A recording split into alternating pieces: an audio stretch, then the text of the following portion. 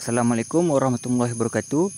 Hari ini saya nak tunjukkan macam mana saya mengawal penyakit daripada menyerang anak-anak pokok pisang yang baru saya tanam.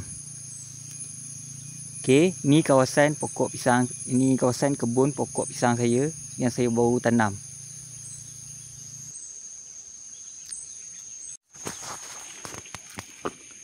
Okey, tiga bahan ni, ini adalah tiga bahan yang akan kita gunakan untuk aktiviti meracun pada hari ini.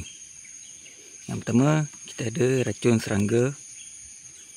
Yang kedua, kita ada racun kulat, brand dia Steel. Racun kulat brand ni memang terbaik untuk merawat penyakit sigatoka.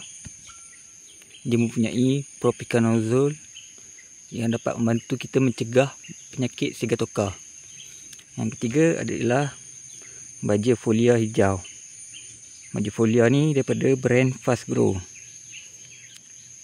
Dia baja folia ni baik untuk bantu mengeluarkan daun-daun hijau bagi pokok kita subur. Ini baja subur, baja hijau ni. Ketiga-tiga bahan ni kita akan campurkan sekali ke dalam tong racun kita dan kita akan sembuh di kawasan kebun racun kita ni. Okey. Kiranya kita hanya perlu buat sekali jalan je. Tak perlu nak ulang-alik. Kita campur semua sekali. Sekali jalan je, sekali harung je. Tak payah nak tukar-tukar. Sebab dia tiga-tiga racun ni, dua racun ni dan baja folia ni memang boleh dicampur sekali. Boleh buat sekaligus.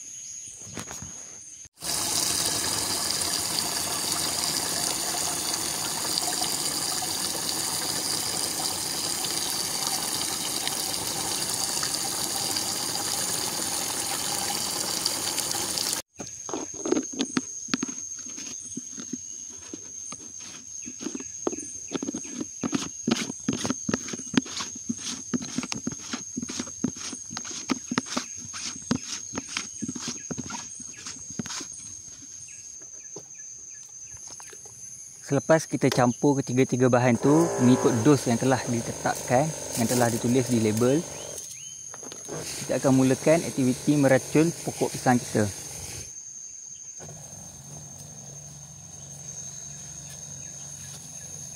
Pastikan korang racun bagi kena semua. Dekat tanah, dekat batang dan juga pelepah-pelepah pisang tu.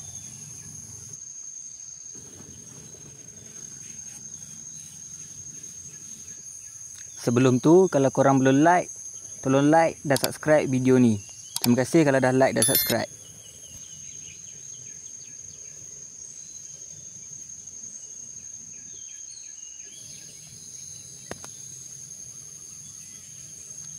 Pokok pisang ni pun jenis mudah kena serangan penyakit. Jadi, kita kena cegah dia sebelum terlambat.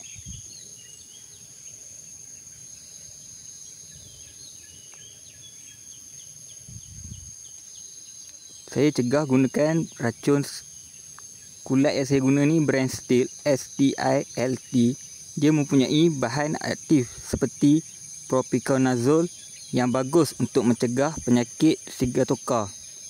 Sigatoka ni penyakit kulat daun dan bukannya penyakit kronik macam moko ataupun layu fusarium. Tapi ianya tetap berbahaya. Selalunya sigatoka ni akan menyerang pokok pisang pada waktu hujan.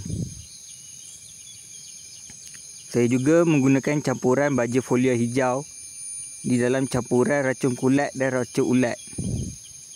Baja folia hijau ni bagus untuk pembesaran pokok pisang kita. Baja folia hijau ni boleh juga digunakan untuk pokok-pokok yang lain seperti pokok durian. Pokok-pokok lain pun semua boleh guna. Guna brand apa pun okey. Saya guna brand Fast Grow. Tiga-tiga bahan ni kita campur sekali dalam tong racun untuk sekali jalan.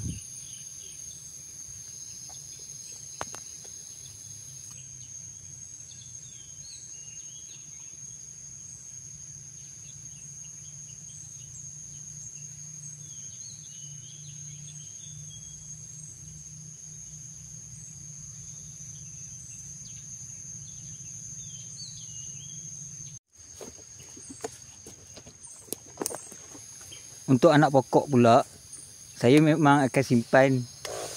Buat masa sekarang saya akan simpan 2 atau 3 dulu. Nanti saya bila dia dah besar sikit, saya akan simpan 3. Ini bukannya apa, saya nak supaya tiap-tiap minggu saya akan sentiasa ada dapat duit. Supaya kitaran dia, rotation dia tu cepat. Walaupun buah kurang berat, tapi tiap-tiap minggu ada hasil.